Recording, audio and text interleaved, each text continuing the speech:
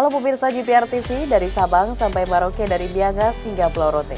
Bertemu lagi bersama saya Mona Azari Nisa dalam program Kominfo Newsroom.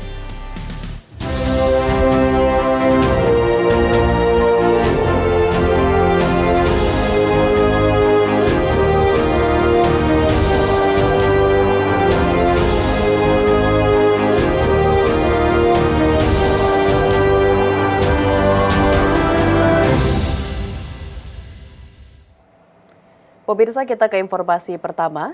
Pemerintah resmi menerbitkan peraturan pemerintah pengganti Undang-Undang Nomor 2 Tahun 2022 tentang Cipta Kerja pada tanggal 30 Desember 2022. Ketua Tim Hukum dan Kerjasama SDPPI mengatakan terdapat 3 komponen penting yang diharapkan dapat menciptakan pemahaman terhadap substansi, termasuk dampak kemudahan keuntungan bagi semua pemangku kepentingan di sektor komunikasi dan informatika. Kementerian Komunikasi dan Informatika menilai peraturan pemerintah pengganti Undang-Undang Nomor 2 Tahun 2022 tentang Cipta Kerja sebagai jawaban atas kebutuhan masyarakat akan perlindungan dan peningkatan kesejahteraan. Sesditjen SDPPI Kemenkominfo Wayantoni Supriyanto yang diwakili oleh Mukhtarul Huda, Ketua Tim Hukum dan Kerjasama SDPPI mengatakan, bagi bidang sumber daya dan perangkat pos dan informatika terdapat 3 komponen penting yang perlu dipahami dari Perpu yang ditekan oleh Presiden Jokowi pada 30 Desember 2022 lalu, yaitu hak untuk didengarkan pendapatnya, hak untuk dipertahankan pendapatnya, dan hak untuk mendapat penjelasan atau jawaban atas pendapat yang diberikan yang hasilnya nanti didokumentasikan. Kegiatan sosialisasi ini merupakan upaya strategis yang dilakukan pemerintah guna mengoptimalkan partisipasi yang bermakna terhadap Perpu 2 tahun 2022. Dengan begitu, publik khususnya para pelaku usaha akan semakin meningkat pemahaman atas regulasi tersebut. Dapat terciptanya pemahaman yang sama terhadap substansi termasuk dampak kemudahan keuntungan bagi semua pemangku kepentingan di sektor komunikasi dan informatika sehingga tercapai implementasi yang lebih baik dalam mendorong pertumbuhan industri serta menjadi penggerak perekonomian dan transformasi digital di Indonesia. Agar tercapai pelaksanaan sosialisasi yang baik dan partisipasi sebagaimana diatur dalam pasal 96 dan penjelasan umum Undang-Undang Nomor 13 Tahun 2022 tentang perubahan kedua Undang-Undang Nomor 12 Tahun 2011 tentang pembentukan peraturan perundang-undangan, maka pelaksanaan sosialisasi ini akan menerapkan partisipasi yang bermakna meaningful participation yang mencakup pada 3 komponen, yaitu hak untuk didengarkan pendapatnya, hak untuk dipertimbangkan pendapatnya, dan hak untuk mendapatkan penjelasan atau jawaban atas pendapat yang diberikan, yang hasilnya akan nanti kita dokumentasikan. Ketua Komisi Pemberantasan Korupsi Firly Bahuri buka suara terkait beberapa perkara korupsi yang masih menjadi buron atau masuk dalam daftar pencarian orang. Sementara itu, Kapolri Jenderal Listio Sigit Prabowo mengatakan polisi turut membantu dalam upaya pencarian buron KPK di luar negeri, yakni membangun kerjasama dengan beberapa negara menggunakan skema polis to polis.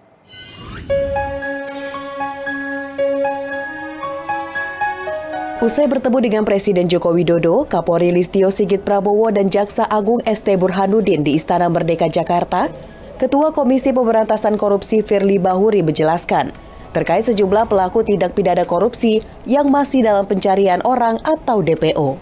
Menurut Firly, terdapat 21 orang dalam pencarian dan sebanyak 17 telah ditangkap. Sementara 4 orang lainnya yang masih buron, diantaranya Harun Masiku, Paulus Thanos, Ricky Hampagawak, dan Kirana Kotama. Sementara 4 orang lagi, antara lain HM, RHP, PT, dan KK. Ini sedang kita lakukan pengejaran dan mungkin rekan-rekan sungguh mengikuti pemberitaan. Ada beberapa yang sudah kita ketahui dan saat itu kita lakukan upaya penangkapan. Tetapi sekali lagi saya sampaikan bahwa penangkapan terhadap seorang itu harus berdasarkan hukum dan ternyata pada saat dilakukan upaya penangkapan yang bersangkutan atas namanya sudah berubah. Jadi kalau seawal namanya adalah PT, di saat dilakukan upaya penangkapan, nah yang bersangkutan sudah berubah menjadi TTP. Dan ini tentu akan menyulitkan kita tetapi kita tidak akan pernah menyerah karena kita sudah tahu bagaimana proses peralihan nama dari PT menjadi TTP itu. Di kesempatan yang sama, Kapolri Jenderal Listio Sigit Prabowo mengatakan Polri terus bersinergi dengan Komisi Pemberantasan Korupsi dalam mencari buronan kasus rasuah yang telah melarikan diri ke luar negeri. Salah satu upaya tersebut dengan melakukan kerjasama oleh sejumlah negara di Asia Tenggara melalui pendekatan polis to polis. Kami sedang berkeliling ke beberapa negara di ASEAN dan mudah-mudahan ini bisa digunakan untuk membantu melakukan penangkapan terhadap para pelaku atau para buron yang saat ini berada di luar Indonesia, khususnya di negara-negara yang saat ini bisa kita bentuk kerjasama polis to polis untuk membantu kerjasama dengan seluruh APH yang ada, dengan DPO yang bisa diberikan. Komisi Pemberantasan Korupsi dan Kejaksaan Agung menyepakati kerjasama untuk memperkuat koordinasi dan supervisi penanganan tindak pidana korupsi. Dalam acara ini turut dihadiri oleh Ketua KPK Firly Bahuri dan Jaksa Agung ST Burhanuddin.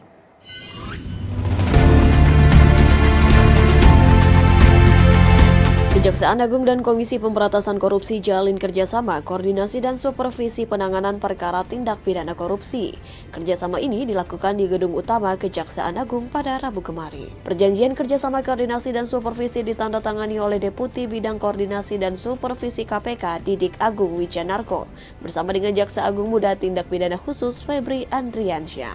Jaksa Agung Sanitiar Burhanuddin dalam sambutannya menyebut nota kerjasama kedua lembaga merupakan bentuk nyata dan komitmen pemerintah dalam upaya meningkatkan pemberantasan korupsi di tubuh kedua lembaga penegak hukum tersebut. Ia pun mengapresiasi dan menyambut baik penandatanganan kerjasama ini yang menunjukkan adanya kesungguhan, semangat dan keinginan untuk mau dan mampu bekerja sama, berinteraksi dan bersinergi guna membuktikan bahwa institusi negara berada pada garda terdepan dalam pemberantasan tindak pidana korupsi serta tindak pidana pencucian uang. Ini bertujuan untuk menyamakan persepsi khususnya kegiatan koordinasi dan supervisi penanganan perkara pidana korupsi guna mengoptimalkan dan percepatan penyelesaian perkara serta menciptakan suatu sinergitas antara Komisi Pemberantasan Korupsi dengan kejaksaan. Dalam kesempatan yang sama, Ketua KPK Firly Bahuri menyampaikan bahwa kerjasama itu memiliki semangat dan kepentingan yang sama, yaitu sama-sama melakukan pemberantasan tindak pidana korupsi. Kerjasama ini dinilai sebagai bentuk keseriusan untuk berkolaborasi dan bersinergi yang lebih efektif,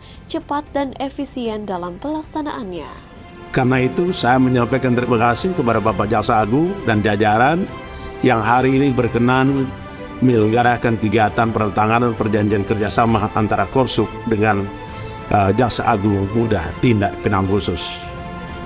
Karena sebaik-baiknya yang kita kerjakan tentulah apa yang kita lakukan di masa lalu, apa yang kita lakukan hari ini untuk menatap masa depan.